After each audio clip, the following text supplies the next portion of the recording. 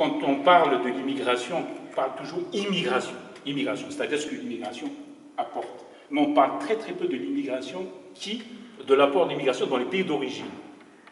Abdelmalek Sayad disait lui toujours, l'immigration, il faudrait avoir une approche globale de l'immigration. Immigration, immigration, immigration. C'est un phénomène global. Et moi, je suis un enfant de l'immigration aussi, mais de là-bas. Parce que je suis de la Kabylie est pourvoyeuse d'immigration, hein, depuis très très longtemps, les Kabyles pour diverses raisons. Et je viens d'une famille de l'immigration. Mon père était immigré, mes frères et tout ça. Et j'ai découvert la chanson dans les années justement, quand il revenait, l'immigration, il ramenait le petit tourne-disque qu'on appelait à l'époque pick-up. Il revenait avec les disques de Sénat Azim, de Hasnaoui. Et ça a joué un rôle fondamental dans la modernisation aussi. L'immigration a été d'un apport extraordinaire dans les pays d'origine sur le plan culturel, comment aussi a permis les transformations des sociétés d'origine. Donc ça, je tenais aussi à le souligner. Voilà. Donc je vous donne la parole. Merci. Bonjour, donc je m'appelle Moustapha Mokran, et donc je suis là avec mon frère Hakim et mon ami Rachid, c'est la famille. Donc c'est vrai que je veux dire que quand on a fait ce travail sur le répertoire de la chanson d'immigration algérienne, on n'a pas fait une encyclopédie. On a fait les chansons préférées de notre père. On a voulu ramener cette idée que la chanson, elle passe par l'individu qui l'écoute et qu'est-ce qu'elle lui permet de vivre. Et il disait lui-même, quand on parlait de ces artistes avec notre père, il disait, mais tu sais mon fils, ils m'ont aidé à supporter. Ça veut tout dire. C'est-à-dire que supporter son exil, sa souffrance, son traumatisme, que sa famille lui manque, que sa mère lui manque, que ses frères lui manquent, supporter ses conditions de travail, parce qu'il était ouvrier, maçon, et que c'était difficile. Et puis supporter aussi le fait d'être un étranger dans un pays où il vit et où ses enfants sont nés. Et donc, pour nous, c'était important de ramener la dimension artistique et la dimension de ces artistes dans nos vies. Qu'est-ce que ça permet? Alors, c'était une réflexion qu'on avait pour nous-mêmes. On était par ailleurs les chanteurs du groupe Zebda, et on a fait de la musique un peu comme un fantasme, et puis on a eu la chance de tirer une jolie ficelle, une belle pelote de laine qui nous a permis de faire ça pendant des années. Et au bout d'un moment, on s'est posé la question aussi de c'est quoi notre rôle, à quoi ça sert, qu'est-ce que c'est qu'être artiste. Et en faisant ce travail-là, on a pu compléter notre vision des choses. C'est-à-dire que les artistes de l'immigration, sur ce cas particulier, c'est-à-dire sur le fait d'accompagner des personnes qui vivent un exil en musique et raconter cette histoire-là, permettent à l'histoire de s'écrire au fur et à mesure. Elle s'écrit au fur et à mesure et elle permet d'accompagner la vie des gens. Mais comme la musique, finalement, de manière très générale, très globale, c'est-à-dire qu'elle accompagne la vie des gens, la musique. Bon, c'est-à-dire elle accompagne dans les moments de nostalgie, d'amour, de revendication, mais et de besoin aussi d'être rattaché à une histoire qui en plus s'inscrit dans une tradition orale et qui permet aussi de développer une parole. Alors bon, nous on aime bien le terme d'héritage, on aime beaucoup ça, d'ailleurs on aime bien dire qu'on est des héritiers d'immigration, parce qu'il nous semble que ça permet d'inclure beaucoup plus de monde que simplement issu de l'immigration, même si issu c'est pas du tout une insulte, hein, mais il y a un côté un peu subi. Alors que dans l'héritage, il y a aussi la notion de qu'est-ce qui est produit au fur et à mesure des générations. Donc, ce qui est important pour nous, c'est de pouvoir donc traiter cette idée de la transmission. Alors, on avait fait juste avant un album qui s'appelait Motivé. On avait repris des chants de lutte révolutionnaires du siècle dernier principalement européens, quelques sud-américains. Et finalement, on est exactement dans la même chose, dans la même logique. Qu'est-ce qui fait qu'à un moment, l'histoire s'écrit en chanson et la valeur qu'a la chanson. Et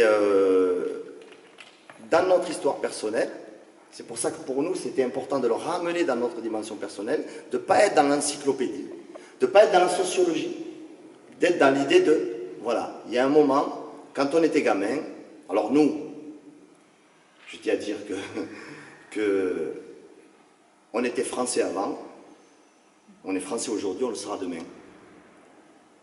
Je Je veux dire, on a toujours eu cette idée-là, que justement nous, on était les enfants de l'immigration, et qu'on n'était pas des immigrés nous-mêmes.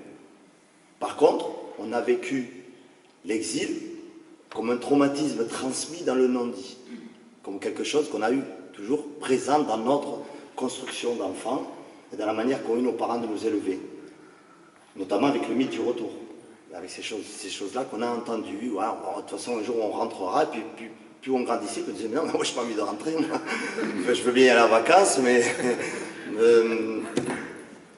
et d'ailleurs, on adorait y aller en vacances, on y va encore toujours, hein, mais c'est vrai qu'on sentait aussi très vite qu'il y avait cette, dans la musique, cette possibilité d'avancer dans nos vies de Français sans tout perdre de notre histoire. Parce que forcément, on laisse des choses, c'est-à-dire on perd la langue, y compris, on perd des fonctionnements, des traditions, évidemment, qu'on n'a pas comme quand on est en Kabylie ou à Alger. Donc on l'accepte complètement, on se dit ok, nous sommes des Français, donc on avance dans cette idée-là, des Français, donc avec cette idée justement multiculturelle, avec cette noblesse-là, que nous on apprécie particulièrement, pas seulement par rapport aux Algériens, mais aussi par rapport aux Espagnols, aux Africains et à tous les gens qui font ce pays. Et à partir de là, avec la chanson, on peut garder des éléments pour comprendre cette histoire-là, pour être attaché. Et ce qui est fort avec ça, c'est que, selon nous, ça participe au moins à lutter contre le fantasme de l'origine. Le fantasme de ce bled qui serait la planète Mars. Ce bled, ce paradis sur Terre, cet endroit où on ne vit pas le racisme, on est bien, on va pas à l'école. Je blague avec ça, mais c'est pour dire qu'il y a une dimension comme ça qui est très importante dans cette ressource-là, c'est qu'elle nous permet, en tout cas ceux qui la connaissent, qui l'écoutent. Alors bon, on est la deuxième génération, et déjà par rapport à la troisième, ou à la quatrième, ou à la cinquième, on est déjà plus tout à fait dans les mêmes rapports à cette histoire-là. Mais nous, on est là. Donc nous, on est là, on est la deuxième génération, on n'est pas si éloigné que ça. Nous, moi, mon père, notre père, il y a 50 ans, c'était un berger dans la montagne kabyle. Et nous, aujourd'hui, on a des vies complètement différentes. C'est-à-dire que son choix, qui est un non-choix, hein, parce qu'il n'a pas... Il a été chercher un avenir meilleur, comme des tas de gens aujourd'hui. Et n'oublions pas qu'aujourd'hui, quoi qu'on en dise, quoi qu'on en pense, les populations maghrébines s'élèvent et fonctionnent dans la société française assez bien. Tous les chiffres le prouvent. Il n'y a pas que de l'échec. Loin de là, on commence à voir apparaître vraiment partout en France. Parce qu'aujourd'hui, la problématique, c'est qu'on va voir aujourd'hui que ceux qui cherchent un avenir meilleur, ce sont effectivement les Syriens, les Roms, et qui eux subissent quelque chose d'encore plus terrible finalement. Aujourd'hui, au jour d'aujourd'hui. Donc c'est cette réalité-là qui doit nous permettre de casser ce fantasme-là. Alors nous, on est musiciens, qu'est-ce qu'on y a trouvé là-dedans? D'abord, l'échange avec notre père, c'est-à-dire comprendre ce que veulent dire ces chansons-là, dans le contexte, c'est-à-dire entre une traduction d'une chanson de Simon Azem, qui s'appelle Esgeler Kaligmes, qui veut dire le bœuf reconnaît son frère. C'est quelqu'un qui écrivait beaucoup, c'est un grand fabuliste berbère, énormissime, Simon Azem, qui donc écrit cette chanson qui veut dire le bœuf reconnaît son frère. C'est une fable, donc c'est une histoire d'animaux. Voilà, c'est une fable, donc c'est fabulesque, quoi. Donc une histoire d'animaux où à un moment il raconte dans la chanson que c'est une maman vache qui regarde ses enfants devenus bœufs et qui se dit mais quand ils étaient des veaux, ils broutaient la même herbe, ils tiraient la même charrette. Je ne comprends pas pourquoi aujourd'hui chacun veut son propre champ, son propre pré. Donc c'est une chanson vraiment sur la solidarité, en tout cas on peut la comprendre comme ça.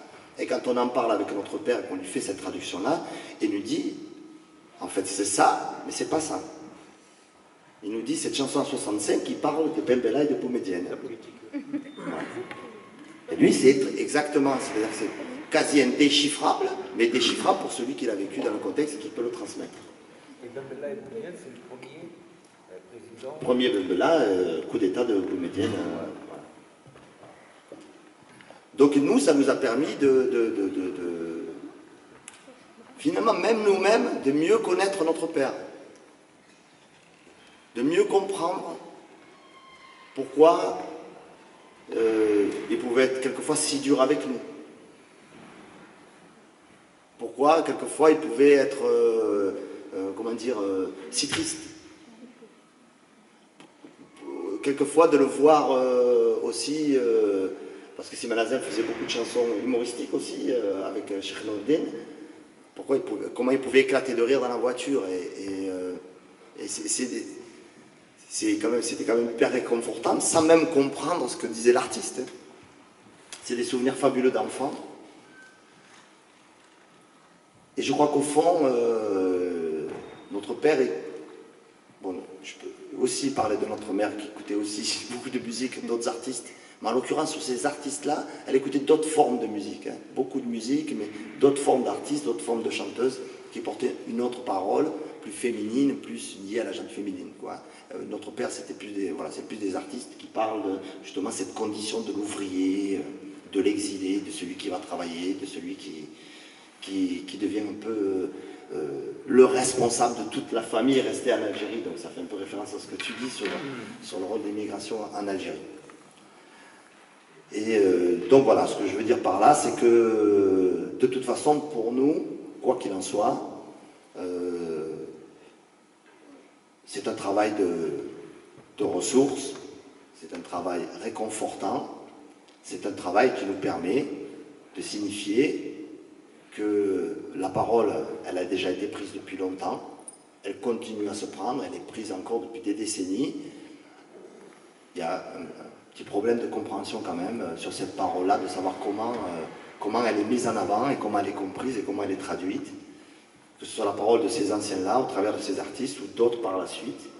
Et comment, donc aujourd'hui, ça s'est aussi vachement traduit par de l'invisibilité, ce qui n'est pas tout à fait la même chose que la soumission.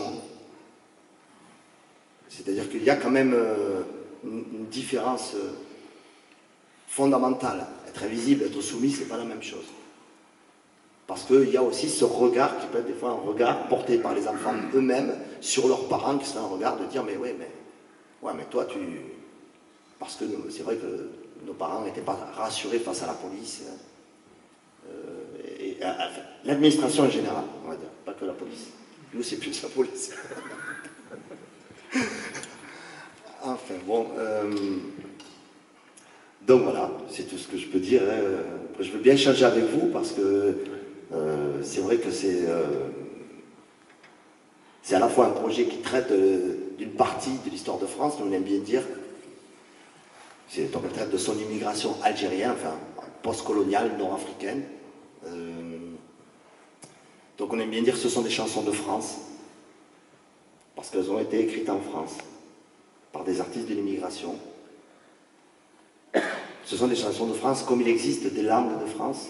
Donc là, nous, on est toulousains, donc on côtoie quelques régionalistes qui nous aident à comprendre aussi ces choses-là. Et c'est finalement l'alchimie entre toutes ces visions-là qui nous permet à nous de porter ce projet-là avec mais vraiment beaucoup de conviction et de force. Je dirais encore plus aujourd'hui que jamais. Parce que il s'agit réellement, puisqu'on parle de la France, puisqu'on est en France, puisqu'on vit en France, il s'agit vraiment d'une histoire de patrimoine commun et qu'on est très heureux de le partager. Voilà.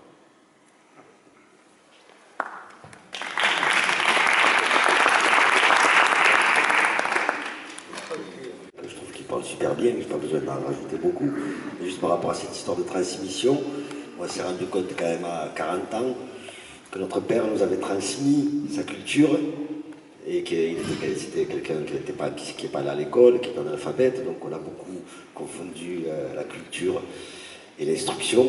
Donc on s'est rendu compte que finalement nos parents n'étaient pas instruits, mais ils étaient cultivés grave. Donc il ne faut pas confondre culture et instruction. Voilà. Donc ça a été une fierté pour nous de se rendre compte de ça, que même si on les a arnaqués sur les carnets de correspondance à l'école, malgré tout, ils ont transmis leur culture. Voilà.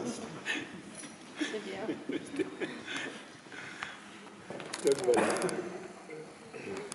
Voilà, je ne sais pas si vous voulez converser avec Moussa Hakim, avec nous tous. Je sais pas s'il y a des... Marc, oui, ouais. Merci à vous. Je vous remercie bien sûr de nous faire rêver d'un passé, c'est très important. Moi j'avais l'occasion de jouer aux AOC avec... on était ensemble au CPC, je me souviens très très bien. Et de le temps, j'ai dit pourquoi pas nous les Marocains, nous ne rendons pas hommage aux chanteurs marocains qui vivaient en France. J'ai commencé à chercher, j'étais à Barbès. Là, au Barbès, il avait 45 tours. Et j'ai tombé sur un trésor des Marocains qui ont chanté l'exil. Et parmi eux, Mohamed Jilali.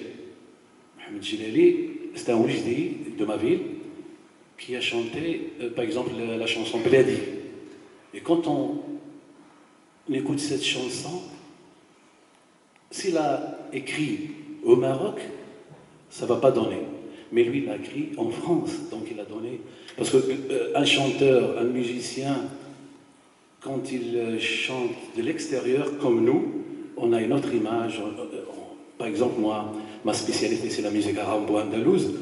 Quand on était invité au 81, en Andalousie, et quand on a joué la musique arabo-andalouse à Cordoba, Grenada, je ne vous dis pas, c'était quelque chose de formidable. Donc nous aussi, à travers notre association des artistes marocains de Bordeaux, on a commencé comme nos collègues, et ça s'est fait plaisir, de rendre hommage. Il ne faut pas les oublier. Il y a Mohamed Jilali, il y a Cheikh Ali, il y a aussi Mohamed Temsani, appelé Mohamed Loujdi déjà. Donc aussi, il ne faut pas oublier un grand homme, c'est Hussein Slaoui. Yaghrib lik Allah, une chanson magnifique qu'il a chantée et qu'il a, comment dirais-je, donné tout ce qu'il a. C'est un sociologue, comme vous avez dit, ce sont des sociologues. Ce sont des gens qui nous ont bercés. Moi, je n'avais pas un père musicien, mais c'est... moi, j'étais depuis longtemps musicien, je m'occupais de la musique andalouse, mais après, je dis pourquoi pas un hommage à ces gens-là. Et cette année, aux AOC à Bordeaux, j'ai invité Mohamed Jilali. Il a 78 ans, qui va jouer avec moi à Bordeaux pour les AOC. Parce que j'ai dit, pourquoi pas les faire revenir, parce qu'il y a longtemps qu'il n'a pas mis les pieds en France. Donc j'ai dit, il faut le faire revenir ici en France, pour qu'il chante ces chansons qu'il a chantées dans les années 50 et 60. Ça, c'est très important. Moi, je vous remercie parce que ce que vous avez fait, c'est très important. Il faut toujours ne pas oublier les anciens. C'est une école pour nous, les artistes musiciens. C'est une vraie école parce que eux, ils ont souffert plus que nous. Nous, on a beaucoup d'avantages. On a tout. Mais eux, moi, quand j'ai parlé avec mon ami Mohamed Jilali, franchement, ils avaient beaucoup de problèmes. Donc, premièrement, la langue. Ils ne parlaient pas français.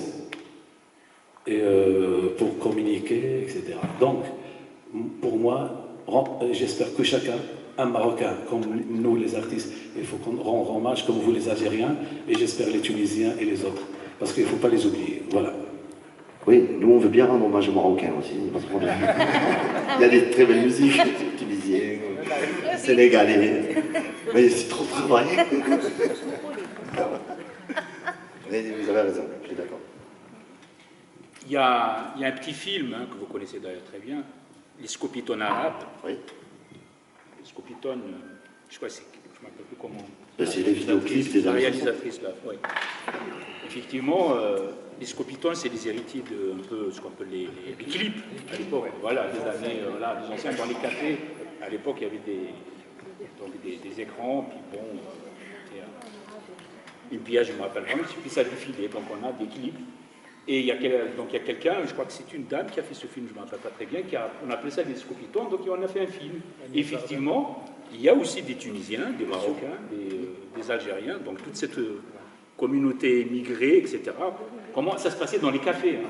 Ça se passait dans les cafés, parce que les cafés, c'était le seul lieu, pratiquement. Voilà. Donc il y a aussi des hommages qui ont été rendus, bon, peut-être pas suffisamment, mais pas que les Algériens.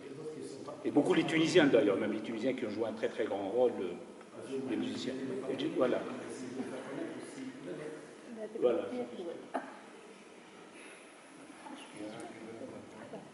C'est vrai que la période des Scopitons, bon, on parlait de ça, c'est donc la période des années 60, c'est vrai qu'il y a un lien directement entre cette production musicale et l'évolution de la société française et de son immigration postcoloniale, c'est que la période des Scopitons, donc c'est les années 60 principalement, c'est l'époque où il y a les bistrots, les bars, et il y a ces genres de jukebox avec des écrans.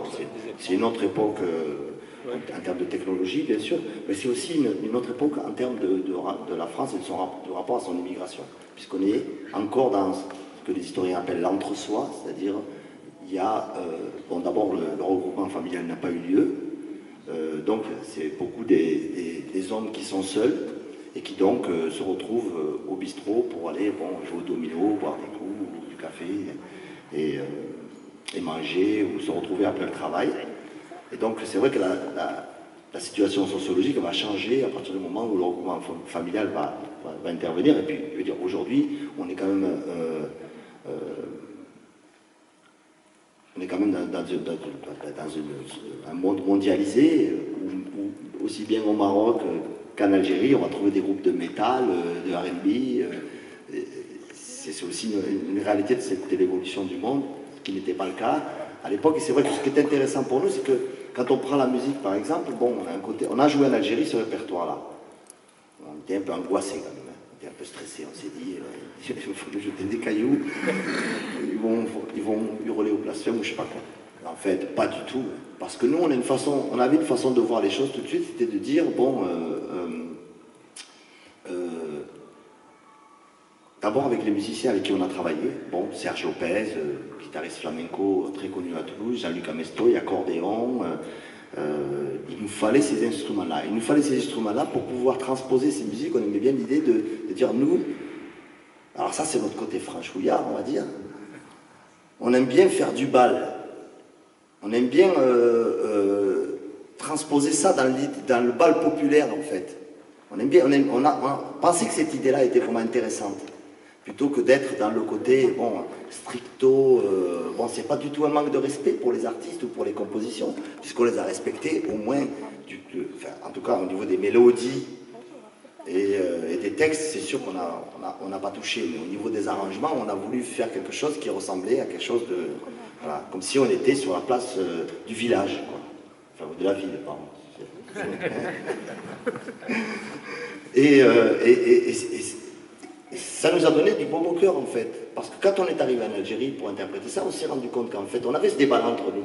On en parlait avec Rachid, parce que des fois on disait, ouais, mais là, tu n'as pas fait le truc exactement comme tu devais le faire. Lui, il le fait comme ça, t'as vu, c'est vachement plus digne et tout ça. Toi, tu bouges un peu trop, t'es pas assez enfermé. Et puis nous, on disait, ouais, mais nous, on en parlait avec Rachid, mais nous, on ne fait pas de la musique de musée. Hein.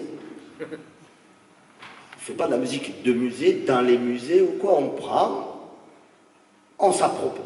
Si c'est transmis, il faut qu'il y ait appropriation, hein, sinon la transmission elle est bloquée. C'est-à-dire que ça transmet, derrière on s'approprie, et après on propose ça. Et quand on est arrivé en Algérie, mais c'était incroyable. Incroyable. Le retour qu'on a eu, parce que là, en l'occurrence, cette dimension de balle, on l'avait puissance 1000 en plus, parce qu'on y a mis cette énergie-là, et que les gens, finalement, se sont dit, non, mais oui, mais vous avez raison, bien sûr qu'il faut dépoussiérer tout ça. Et c'était intéressant, parce que quand on était en France et qu'on jouait ces morceaux-là, on avait un spectacle où on essayait de traduire, un peu comme j'ai fait tout à l'heure, les chansons, de présenter un peu les artistes pour que les gens comprennent de qui il s'agit et quelle valeur ça a.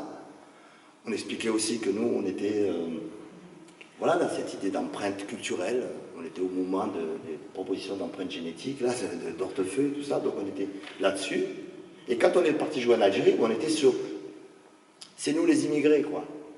C'est nous qui venons aussi dire ce qu'on a fait, ce qu'on est. Parce qu'au fond, c'est hyper banal de dire ça. Mais à partir du moment où on est dans une histoire d'immigration, au fond, il y a un moment où quelque part dans nos têtes, dans nos esprits, on va rester au milieu. Entre les deux. À un moment, ça sera ça. Il y a une part de nos têtes, aujourd'hui, voilà, c'est comme ça. Enfin, ça ne veut pas dire qu'on est ni l'un ni l'autre, c'est pas du tout ce que je dis. Mais on est entre les deux. Parce que quand, c'est banal de dire ça, mais c'est une réalité. Quand on était enfant, quand on jouait au foot, dans les campagnes toulousaines, ben, c'était bougnoul, bico sur le bord de la touche. Je veux dire, c'est la réalité. Et quand on allait au bled, c'était migrer, comment t'appelles, migrer. C'était l'autiche, quoi. Ça, le français, tout ça et tout. Donc, non, mais je veux dire, c'est quand même un truc, quoi. Il faut se construire avec ça. On a besoin d'outils. On a besoin d'outils pour se construire avec cette problématique qui est quand même complexe. Et c'est la problématique de l'identité. Nous, on a refusé le débat sur l'identité nationale. Parce que pour nous, c'était pas ça le débat. Le débat, c'était sur l'identité en mouvement.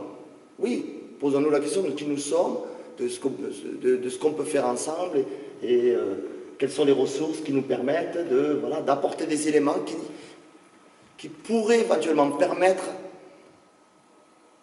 de dépasser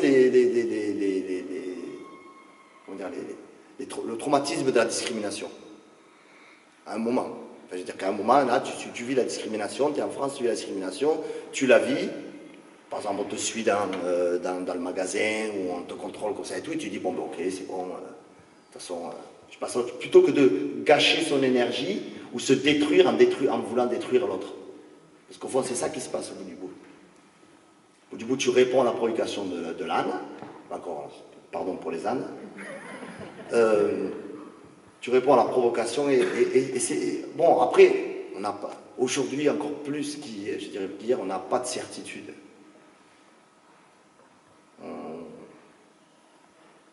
On n'a pas de solution. Mais on sait qu'il y a des alternatives qui n'ont jamais été tentées vraiment. On sait qu'il y a des possibilités d'aller se dire, mais alors à quoi ça sert tout ça, quoi? C'est-à-dire toute cette histoire, qu'est-ce qu'on doit comprendre Voilà, moi j'adore Bachung, par exemple, puisque c'est un Alsacien, Bachung. J'adore Bachung, mais Bachung, il disait un truc, il disait le bal, dans les villages, le bal populaire, c'est notre blues à nous les Français. Venant de lui, qui était à la fin de sa vie quand même vraiment l'élite du rock français, littéraire et tout, c'est quand même intéressant. Et je crois qu'au fond, ce qu'on va chercher dans la dimension de la chanson de l'immigration, en l'occurrence, et au travers de notre père, c'est la dimension populaire. Il y a un style de musique qui s'appelle le shabi. Le shabi, ça veut dire populaire. C'est le lien et la place du musicien dans la vie de tous les jours. Pas seulement l'intermittent du spectacle. C'est celui qui dit à un moment, je vais essayer de permettre à mon niveau à l'expression d'émerger. Et puis réconforter aussi un petit peu parce que le monde est dur. Quoi.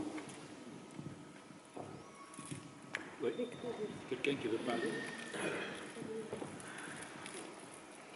Oui, j'avais une petite question. Est-ce que vous avez beaucoup d'écho dans la 3e génération? Chez des jeunes, quoi, chez les tout jeunes.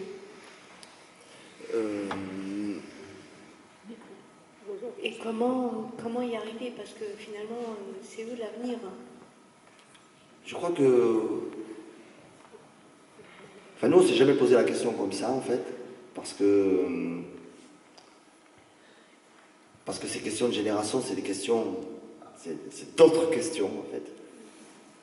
Les questions générationnelles sont d'autres questions, sont d'autres questionnements dans le rapport en plus à la technologie, aux manières de communiquer, aux manières de fonctionner.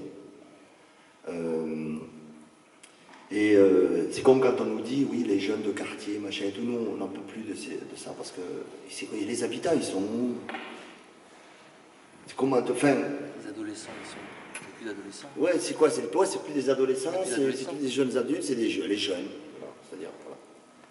T'as des mecs qui ont 30 ans, t'as des jeunes de quartier, tu vois. Non mais, tu vois ce que je veux dire. Après, je comprends le questionnement, je le comprends, de se dire est-ce que ça les touche ou pas. Je crois que ce qui est important, c'est que leurs parents, ça les touche. Parce que du coup, nous, on va dire qu'on est leurs parents. Donc, c'est-à-dire que nous, si on règle ça, on règle déjà pas mal. C'est-à-dire que... Non, mais c'est-à-dire que la question de la problématique de la transmission du traumatisme dans le non-dit, elle est quand même un peu catastrophique, quoi. Le traumatisme de l'exil, et ça fait des dégâts. C'est-à-dire après, ouais, le bled a fait le traumatisme même de la domination coloniale, a fait des choses comme ça qui ne sont pas parlées et qui arrivent comme ça après dans la tête des enfants, qui peuvent vraiment créer des situations, voilà. Après, il y a des situations aussi qui nous dépassent complètement, évidemment, mais ça, c'est valable pour tout le monde. Des situations de vie familiale aujourd'hui qui ne sont pas tout à fait les mêmes que nous quand on était enfant, par exemple. Il y a des situations monoparentales compliquées, complexes, qui n'existaient pas forcément avant. Donc voilà, je dis ça parce que je me dis que si je me pose cette question, je vais déprimer direct. Mais c'est parce que je me tromperai aussi d'objectif. Je me tromperais d'objectif. On se tromperait d'objectif si on disait bon, il faut qu'on fasse ça pour la 3e, 4e, 5e génération. Enfin, surtout parce que ces jeunes, ils font peur en fait. Hein. Donc il faudrait surtout... non mais tu vois, enfin, je ne dis pas que c'est ce que tu dis, mais il y a un peu ce climat-là, c'est-à-dire qu'est-ce qu'on peut faire Mais là, je crois que nous, en musique, on va surtout essayer D'ailleurs, c'était notre objectif, ne pas parler seulement qu'aux familles de l'immigration algérienne. Notre objectif a toujours été clairement celui-là. C'est pour tout le monde. Pour tous. La transmission, ça concerne tout le monde. Et on s'est rendu compte avec ce projet que le fait que ce soit notre père et cette histoire familiale, on a trouvé chez des gens qui étaient d'origine espagnole, bretonne ou ce qu'on veut, qui nous disaient mais ça me fait trop penser à mon grand-père ou à ma grand-mère. Moi je trouve que là, ouais, là c'est vraiment intéressant.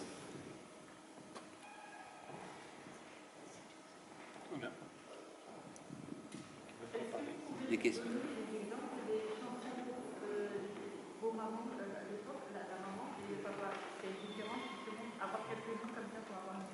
On entend beaucoup moins, on va dire, les anciennes chanteuses telles que Warda ou bien Nora ou des choses comme ça, par exemple pour l'Algérie. Après, je ne connais pas très bien du côté du Maroc, mais il doit y avoir des équivalences un peu comme ça, et qui finalement ont influencé ces mamans qui ont quand même été garantes de la famille. Merci. Alors c'est vrai que dans la vie sociale, par exemple les artistes féminines, bon, alors moi, jusqu'à l'âge, on va dire, donc, de 10 ans, je pouvais aller chez les femmes. Donc, bien quand même. Donc, j'ai le souvenir que j'en ai moi. Hein, il me semble. Hein. Non. Il disait qu'il avait 6 ans. Non, mais c'est pour dire que le souvenir que j'en ai moi, c'est ça, c'est ce qu'elle chantait. Et ça jouait de la darbouka, et ça envoyait, c'est plus festif, parce qu'il y avait quelque chose de plus, comment dire, de plus nécessaire en termes de loisirs ou de moments passés. Et donc c'est des artistes comme Sherifa, avec des chansons de mariage, d'accompagnement, des chanteuses comme Warda, comme Nora, qui étaient plus les chanteuses Sherifa. Voilà, donc qui étaient plus ces chanteuses-là. On est sur un projet en ce moment qui s'appelle Elles connaissent la chanson, où on a envie aussi de travailler sur les chansons des femmes. Donc, alors, bon, en fait, on a fait une expo déjà à Toulouse avec le Taxi Collectif autour de ce projet-là. Donc, c'est une recherche qu'on fait depuis déjà quelques mois. Tu l'as fait aussi à Paris? Oui, je l'ai fait à Paris, toi. Vous avez toujours votre revue là ou... Non, on n'a pas refait encore, mais on a toujours l'événement, le festival existe toujours, Origine Contrôlée, à Toulouse. Et l'autre partie de la question, c'était des chanteurs roms. Ouais, mais en fait, voilà.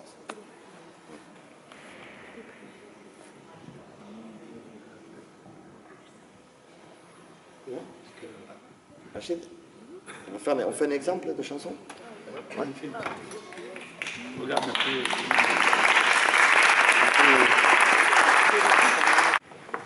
Alors, là, on va faire une autre chanson de Hasnaoui qui s'appelle Maison Blanche.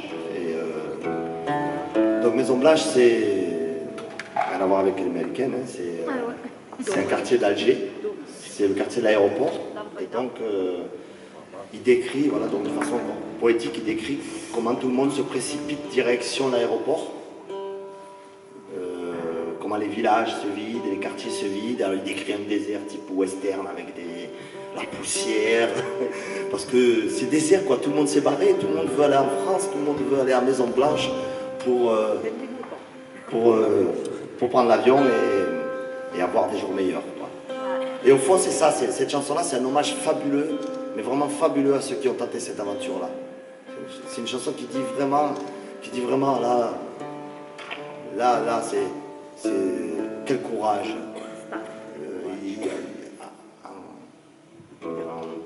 À la marche, c'est vraiment ce qu'il veut faire passer comme message.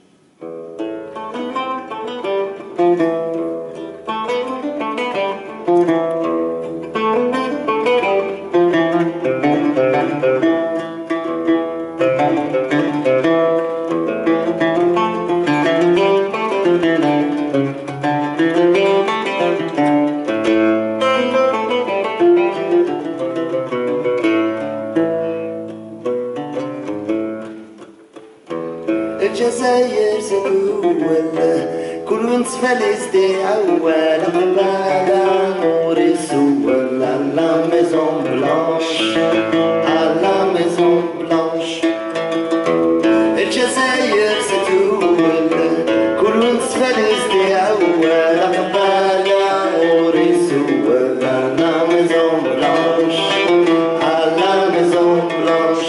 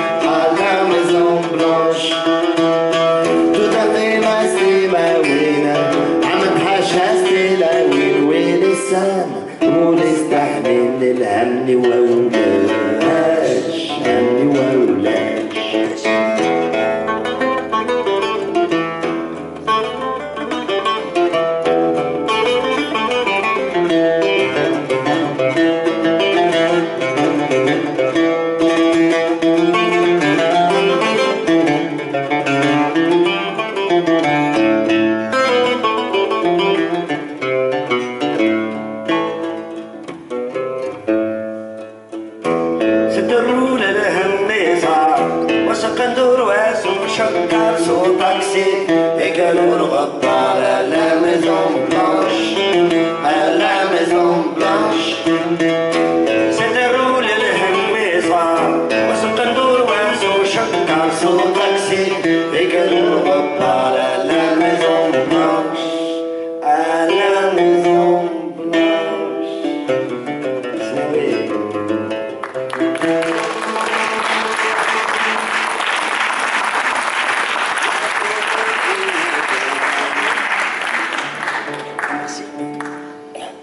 merci beaucoup. Ben voilà, donc ce soir, Chibani, perdu entre deux rives, les Chibani oubliés, un film vraiment très intéressant sur la question, la condition des Chibani, c'est-à-dire c'est des travailleurs immigrés de la première génération qui, en tout cas ceux qui sont aujourd'hui seuls dans des foyers et qui n'ont pas la possibilité de voyager comme ils le désirent dans leur pays d'origine. Un très beau film avec beaucoup de dignité, enfin en tout cas très très bien filmé par Rachid Oujdi. Et puis le concert demain, donc à Ferdinand. Ok, merci beaucoup. Merci à vous.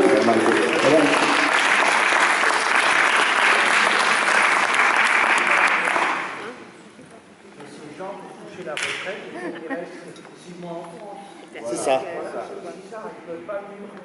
Que à Alger ou à Rabat. Il faut qu'ils restent partout, je crois. 6 mois et 1 jour, sinon on leur enlève le minimum vieillesse. C'est-à-dire s'ils passent plus de 6 mois et 1 jour en dehors du territoire français, ils perdent le minimum vieillesse à 90 ans, 80 balais. Et ils font des contrôles et des redressements impressionnants. Ils les redressent à hauteur de 20 000 euros, 30 000 euros. Des travailleurs, des retraités qui ont 400 euros par mois, 500 euros par mois. Ils leur réclament les arriérés, en fait, c'est-à-dire qu'ils les redressent. Et bon, c'est vraiment de la chacalerie pure.